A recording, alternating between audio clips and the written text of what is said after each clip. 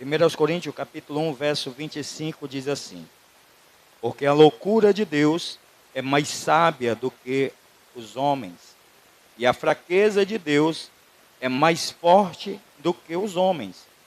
Porque vede, irmãos, a vossa vocação, que não são muitos os sábios segundo a carne, nem muitos os poderosos, nem muitos os nobres que são chamados.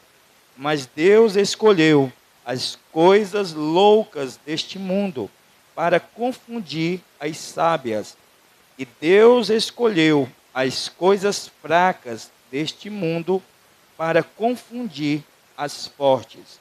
E Deus escolheu as coisas vis deste mundo e as desprezíveis e as que não são, para aniquilar as que são, para que nenhuma carne se glorie perante ele. Versículo 30. Mas vós sois nele, em Jesus Cristo, o qual para nós foi feito por Deus sabedoria e justiça e santificação e redenção, para que, como está escrito, aquele que se glorie, glorie-se no Senhor. Pai, mais uma vez, Senhor Deus, elevo minha voz em oração ante a tua presença. Sabemos, Senhor Deus, que tu chamaste, tu escolheste, ó Deus. Eu sei que tu estás, Senhor Deus, aqui no nosso meio. Tu estás, Senhor Deus, a contemplar esta igreja. Esta igreja, Senhor Deus, já orou, já te louvou, já esteve, Senhor Deus, aqui, ó Pai, com o coração quebrantado, contrito, Senhor Deus. Já falou ao Senhor, ó Pai. E aqui, Senhor Deus, eu venho te pedir nessa segunda parte do culto, que o Senhor tome a minha vida em tuas mãos. Que eu venha trazer uma palavra, Senhor Deus, segundo a tua vontade, aquilo que está no teu coração, a tua igreja. Pois tu conheces a cada um dos teus filhos, tu sabes, Senhor Deus, a necessidade de cada um. Então assim, Senhor Deus, eu te peço, que não seja eu com minhas palavras de sabedoria, de conhecimento humano, mas palavras do trono da graça em direção ao teu povo, à tua igreja. Usa-me, Senhor Deus, como te apraz. Te peço, Senhor Deus, pois estou em tua presença para fazer a tua vontade. E tudo aquilo, Senhor Deus, que eu falar, seja para a honra, para a glória e louvor do teu nome. Assim te oro e te agradeço, no nome de Jesus. Amém? Glória a Deus.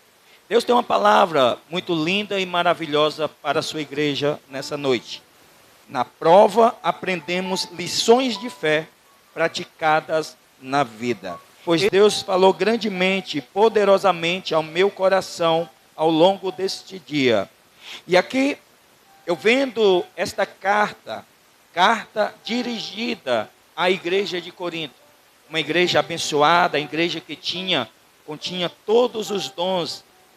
E aqui nós vemos que ter dons, ser usado pelo Senhor, não é referência, não é sinal de que você seja uma pessoa santa ou que vai herdar ao céu. Porque muitas pessoas que estão dentro da igreja cantam bonito, oram bonito, pregam bonito, tocam bonito, mas o coração está longe. É como diz os grandes teólogos da nossa atualidade, dentro da igreja e longe de Deus. Deus não conseguiu chegar ao coração do ser humano. Chega aos ouvidos, a pessoa até ouve a palavra, mas a palavra não consegue adentrar ao coração humano. E pensando nisso, eu vejo a igreja do Corinto, uma igreja repleta de problemas. O apóstolo Paulo, ele é movido a falar de algo tremendo, pois ele se depara com uma mulher por nome Cleo, e esta mulher, ela vai trazer a conhecimento do apóstolo Paulo, que a igreja estava dividida, a igreja estava inclinada entre dois pregadores, dois ícones da antiguidade. Uma parte da igreja se inclinava e falava, eu sou de Apolo. Já a outra parte da igreja inclinada ao outro lado, dizia: ora, eu sou de Paulo. E quando aquela discussão gerou um problema dentro da igreja, esses problemas, elas sempre vão surgir, não só na igreja primitiva, mas na igreja atual. Se nós dermos ou emprestarmos os nossos ouvidos para as pessoas, nós iremos ali fazer com que nós venhamos nos inclinar tanto para a direita como para a esquerda. Não podemos escolher um lado, porque nós somos um único corpo. Ninguém é de A ou de B. Nós somos e pertencemos ao nosso Senhor e Salvador Jesus Cristo. Amém? Então o apóstolo Paulo vai trazer uma mensagem direcionada ao conflito, ao problema que estava tendo e sendo gerado dentro da igreja. E ele começa a falar, e ele ilustra, e ele vai dizer que a loucura de Deus é mais sábia do que os homens, e a fraqueza de Deus é mais forte do que os homens. O apóstolo Paulo vai colocar o conhecimento dele, vai colocar a vida dele, bem como de Apolo, bem como de todos os homens e mulheres que eram usadas no passado, mostrando que o conhecimento adquirido e que eles tinham não eram nada, porque o conhecimento de Deus, a loucura de Deus, era mais sábia do que os homens. Era vão lutar, era inútil brigar, procurar um partido, ficar do lado A ou do lado B. E aqui eu começo a trazer uma palavra ao teu coração. Na prova aprendemos lições de fé praticadas na vida. E quando nós vemos se a loucura de Deus é mais sábia, é mais sábia do que os homens, então eu trago algo do coração de Deus para a tua mente. O Senhor, Ele é o arquiteto de tudo aquilo que você vê, que você sente, que você vive. Tudo foi planejado, criado, desenvolvido pelo Senhor. E uma das coisas que eu aprendi de Deus, é tremendo, eu aprendi que Deus, Ele é pedagogo mestre. E por quê? Porque Ele sabe trabalhar nas nossas vidas. O Senhor, Ele sabe nos ensinar. Se nós buscarmos o conhecimento das Escrituras, nós vamos procurar entender. E se nós buscarmos o conhecimento de Deus, nós vamos nos deparar com coisas tremendas e sobrenatural. Talvez você já tenha me ouvido falar sobre a equação do diabo. A equação do diabo é diminuir e subtrair. Em Mateus capítulo 13, versículo 3 ao 7, a palavra de Deus vai dizer que o homem saiu a semear. Enquanto ele semeava, uma parte caiu na terra, à beira do caminho, e veio as aves. E as aves comeram aquela semente. E outra parte caiu ali no meio de pedras. Não tinha raiz, não era fundo, não criou ali raiz, estruturas. Então, quando o sol apareceu, ali queimou-se e ela acabou secando e morrendo. Outra parte caiu entre espinhos, e os espinhos começaram a sufocar, de tal forma que também ela se queimou. Elas cresceram, mas morreram, porque foram sufocados. O diabo, ele vai sempre procurar diminuir e subtrair. Quando você vê uma pessoa trazendo uma palavra ao teu coração: ei, você não precisa ir para a igreja, você não precisa se congregar, você não precisa respeitar o pastor, você não precisa de uma comunidade, você tem que estar longe, você tem que estar fora. Esta é uma mensagem do fundo do inferno, tentando corromper, tentando destruir aquilo que Deus tem colocado, onde Deus tem te colocado. Não são poucas as pessoas na internet que dizem que você não precisa se congregar, que você não precisa buscar uma igreja. Agora me mostra, me prove aqui, se nós somos um corpo, se Cristo é o cabeça e nós somos um corpo, me mostra, por gentileza, um braço longe de um corpo, um braço que não esteja aonde o corpo se encontra. O braço tem que estar no tronco, tem que estar junto do corpo, porque é membro. Aqueles que não se congregam, aqueles que não fazem parte de um ministério, de uma igreja, de uma comunidade, eles não são membros, são pessoas que não pertencem, não se submetem, não respeitam e se mantêm distante do Senhor. Talvez algum tempo, numa trajetória, numa passada da vida, ela ou ele provavelmente fez parte do corpo, mas agora quer viver longe e ele passa ou ela passa a ser um membro amputado. Você não tem como pertencer ao corpo de Cristo se você não estiver ligado ao corpo, à igreja de nosso Senhor e Salvador Jesus Cristo. Amém? O diabo sempre vai procurar destruir a obra de Deus. Ele sempre vai querer criar coisas para atrapalhar a tua caminhada. É diminuir e subtrair. Ele não quer que a igreja cresça, prospere e desenvolva. E por quê? Pega aí. Caiu do céu agora. Porque quanto menos crentes tiver na igreja, mais pessoas estarão na casa do diabo, no inferno. Quanto menos pessoas estiverem na igreja, mais pessoas estarão caminhando a passos largos para o inferno. O inferno não foi feito para mim e nem para você. O inferno não foi feito para o homem. O inferno foi feito para o diabo. Mas ele é tão sagaz, ele é tão astuto, que ele não quer morar sozinho.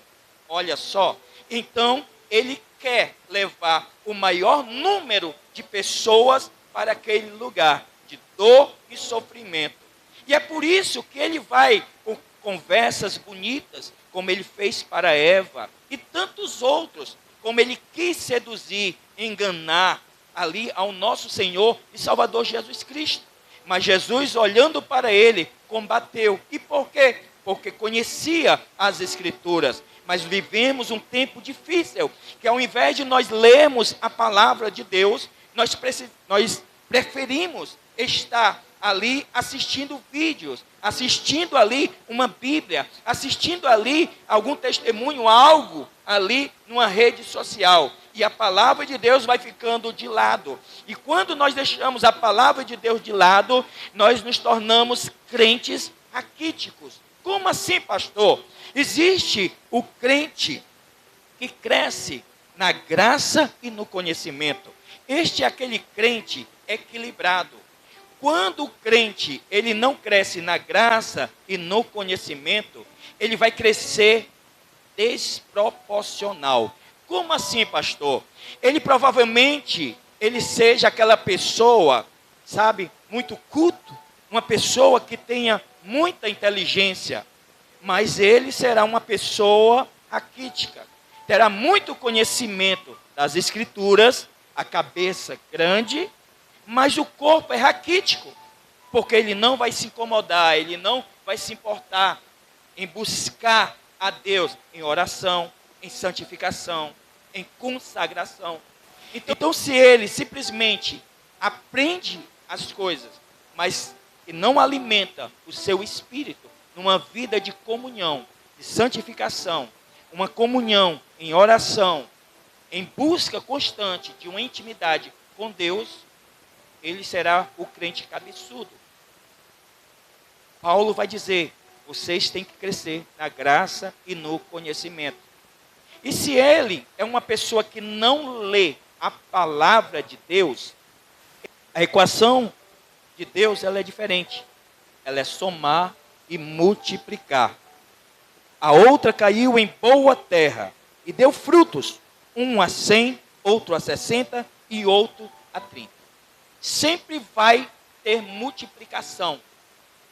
A igreja do Senhor, ela pode começar em um quartinho, onde a pessoa diga assim, glória a Deus e aleluia.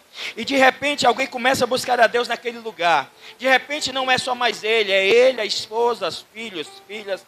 De repente chega o vizinho da direita, o vizinho da esquerda.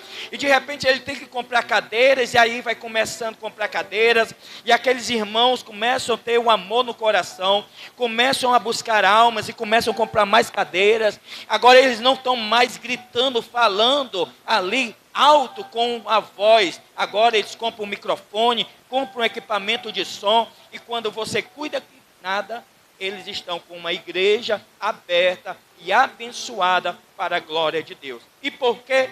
Porque o reino espiritual, ele é fértil. E se nós entendermos isso, a igreja de nosso Senhor e Salvador Jesus Cristo, ela vai sempre prosperar e multiplicar. Pastor, e o crescimento? Depende, diga, de mim. Se você tiver sede de ganhar almas, de buscar as pessoas que estão lá fora, a igreja não terá uma cadeira dessa vazia.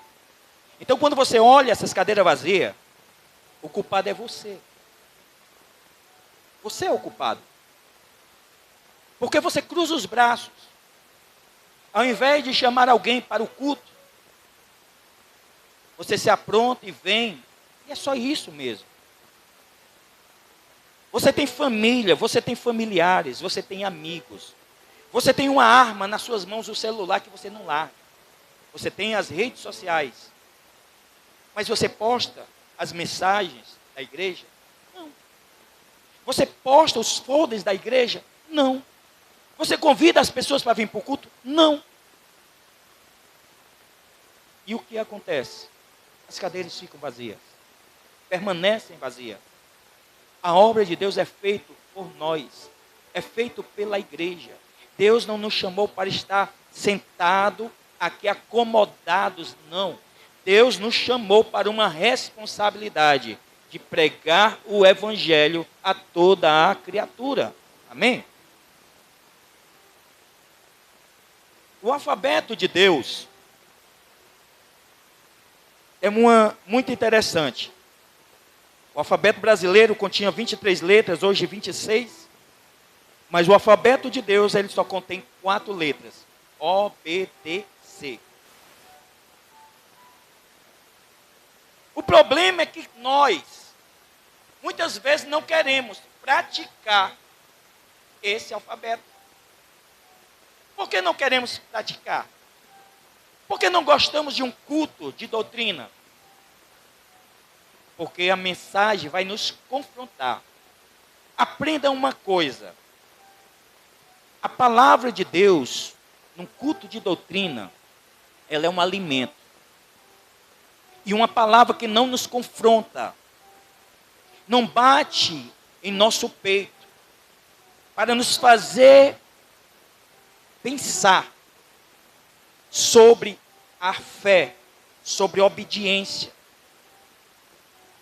Se você vem no culto de doutrina e você não consegue ser confrontado, tem algo errado com você. Talvez porque você passe o culto na frente do celular, no Facebook. Existem pessoas na igreja, no Facebook. Então é em vão você vir para a igreja simplesmente por vir. Não entender a palavra. Não beber a palavra. Não praticar a palavra. Aquilo que está sendo ensinado.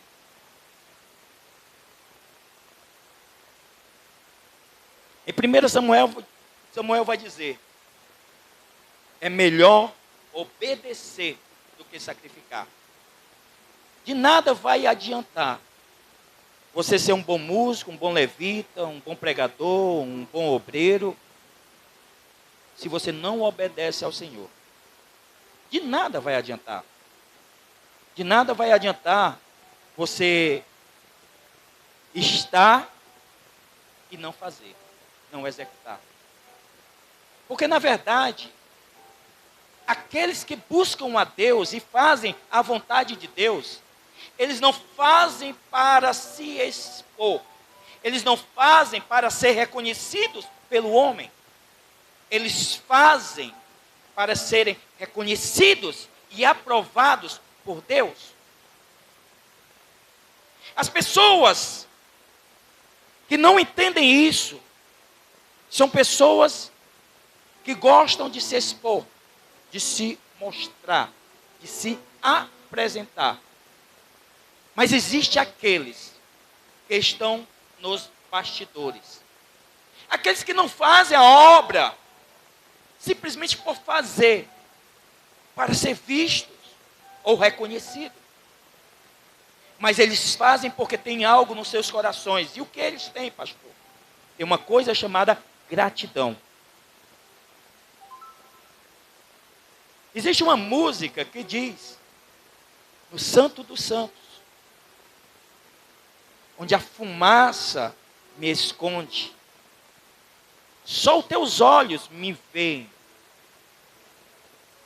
Quem tem que ser apresentado, mostrado, é o Senhor na igreja.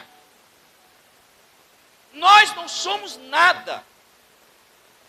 Você não é nada.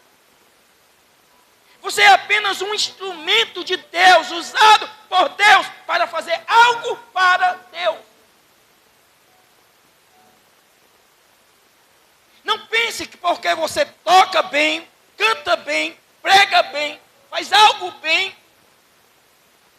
que você é uma estrela. Não.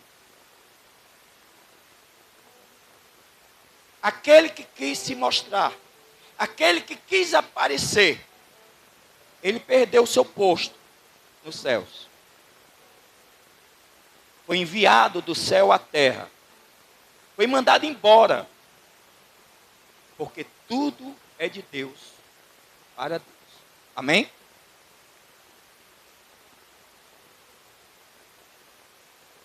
Então aprenda algo nesta noite. O plano de aula de Deus. Enquanto um professor te ensina numa escola, você estuda, aprende para fazer o quê? A prova. Amém? O professor, ele te ensina, você estuda, se prepara para fazer uma prova. Já com Deus é diferente. Com Deus, ele te põe na prova, você vive o processo